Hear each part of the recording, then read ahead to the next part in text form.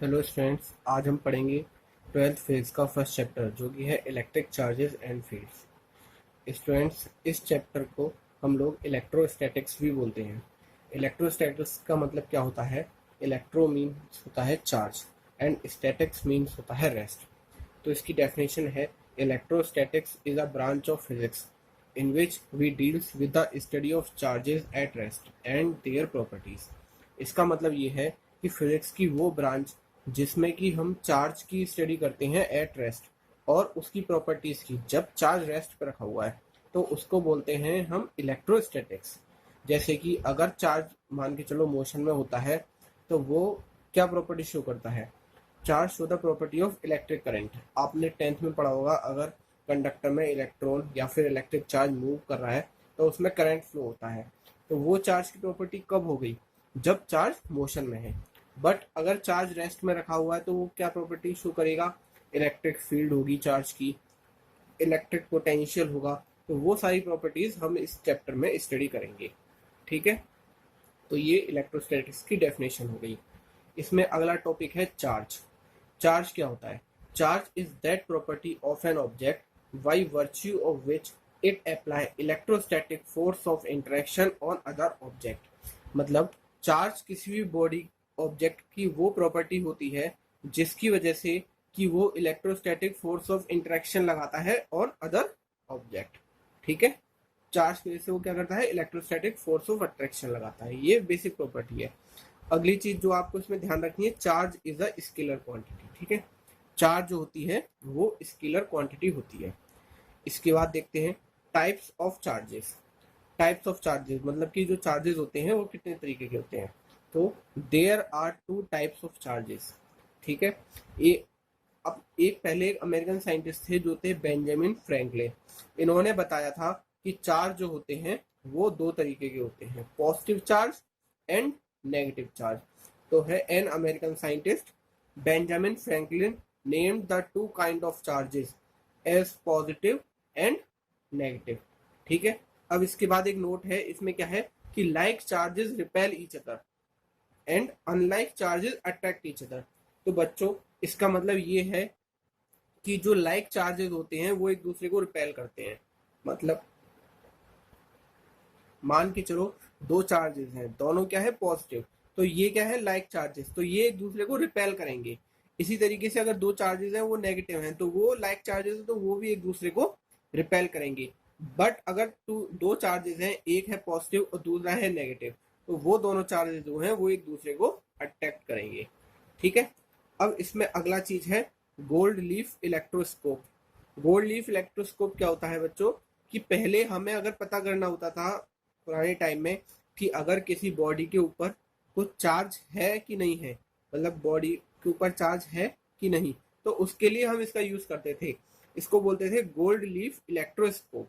तो इसमें देख लेते हैं, gold leaf electroscope is an instrument which is use for detecting the presence of electric charge. ठीक है बच्चों, ये जो शॉर्ट टाइप के क्वेश्चन थे इनका पहले इतना क्वेश्चन आने का नहीं रहता था, लेकिन अब जब से ऑब्जेक्टिव क्वेश्चन आए तो इनके ऊपर वो कहीं से भी पूछ सकता है ऑब्जेक्टिव क्वेश्चन में। ठीक है, तो गोल्ड लीफ इलेक्ट्रोस्कोप का आपको डायग्राम वैसे तो एनसीईआरटी में मिल जाएगा।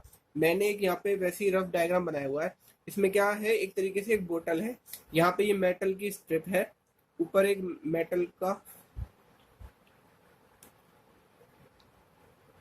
मेटल की बॉल है और नीचे ये जो दो स्ट्रिप लगी हुई है, स्ट्रिप बोले तो पत्तियां, ये जो नीचे स्ट्रिप लगी हुई है ये गोल्ड की स्ट्रिप है।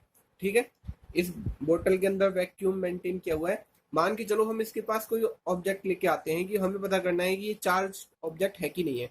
मान के चलो इस पर पॉजिटिव चार्ज है, तो जब हम इस ऑब्जेक्ट को इसे टच करेंगे तो यहाँ से पॉजिटिव चार्ज इसमें ट्रांसफर होगा। ठीक है, वो क्या होगा? पॉजिटिव चार्ज इन दोनों लीफ पे या फिर पत्तियों में डिस्ट्रीब्यूट हो जाएगा, जिसकी वजह से ये दोनों लीफ एक दूसरे को रिपेल करेंगी या फिर इन दोनों में कुछ फ्लक्चुएशन आएगा। तो हमें उससे पता चल जाएगा कि उस बॉडी पे चार्ज है कि नहीं। स्टूडेंट्स, अब तक हमने इस चैप्टर का थोड़ा सा बेसिक थ्योरी समझ ली कि इलेक्ट्रोस्टैटिक्स क्या होता है, चार्ज की डेफिनेशन क्या होती है, चार्ज कितने तरीके के होते हैं, किसने बताया टाइप्स ऑफ चार्जेस के बारे में, उसके अलावा गोल्ड लीफ इलेक्ट्रोस्कोप क्या होता है। अब हम इसमें अगला टॉपिक पढ़ते हैं जो कि है कुलाम्ब्स लॉ। तो कुलाम्ब्स लॉ क्या होता है।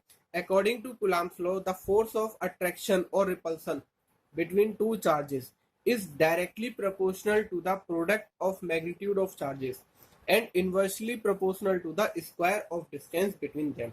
इसका मतलब ये है कि अगर दो चार्ज पार्टिकल्स हैं और मान के चलिए दो चार्ज पार्टिकल्स हैं, पहला है Q1, दूसरा चार्ज पार्टिकल है Q2, ठीक है, इनके बीच की डिस्टेंस है R। तो कुलाम्ब्स लॉ ये बोलता है कि अगर दो चार्ज पार्टिकल्स हैं Q1 एंड Q2 तो इनके बीच में जो इलेक्ट्रोस्टैटिक फोर्स लगेगा that can be either attractive और रिपल्सिव। तो उस फोर्स का मैग्नीट्यूड कितना होगा। तो उसने बोला कि जो फोर्स लगेगा उसका मैग्नीट्यूड जो होगा वो डायरेक्टली प्रोपोर्शनल होगा प्रोडक्ट ऑफ देयर मैग्नीट्यूड, ठीक है।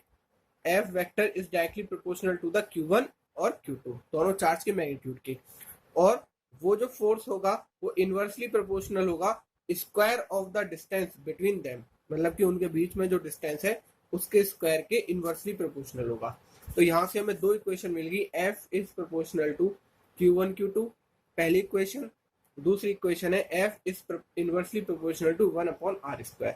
तो हम इन दोनों इक्वेशंस को मिला देंगे तो हमें क्या मिलेगा, F is proportional to Q1 Q2/r²। बेटा ये मॉड का मतलब ये होता है कि हम जो चार्ज है उसका साइन नहीं ले रहे उनकी पॉजिटिव नेगेटिव, हम सिर्फ उसका मैग्नीट्यूड ले रहे हैं कि उस पर कितना मैग्नीट्यूड है, ठीक है, क्योंकि अभी हम सिर्फ फोर्स का मैग्नीट्यूड निकाल रहे हैं, ठीक है। तो यहाँ पे क्या होगा, ये प्रोपोर्शनलिटी साइन हटाने के लिए कांस्टेंट आ जाएगा दैट इज k। तो ये बन जाएगा F is equal to k Q1 Q2/r²। यहाँ पर जो ये k आया है इसको क्या बोलते हैं, ये जो कांस्टेंट होता है k इसको बोलते हैं इलेक्ट्रोस्टैटिक फोर्स कांस्टेंट, ठीक है। k होता है इलेक्ट्रोस्टैटिक फोर्स कांस्टेंट, जो कि हमें पता है हमारा बहुत फेमस सिस्टम है एसआई सिस्टम में k की वैल्यू होती है 1/4πε0। यहाँ पे जब हम इसकी वैल्यूज रखेंगे पाई की और एप्सिलॉन नॉट की तो हमें k की वैल्यू मिलेगी 9 × 10⁹ न्यूटन मीटर स्क्वायर पर कूलम्ब स्क्वायर। इसको आपको याद रखना है, ये आपके न्यूमेरिकल्स में यूज होगा, ठीक है। अब यहाँ पे ये कांस्टेंट यूज हुआ है एप्सिलॉन नॉट। ये क्या है, एप्सिलॉन नॉट को बेटा हम बोलते हैं absolute electrical permittivity of free space, ठीक है, absolute electrical permittivity of free space, ठीक है।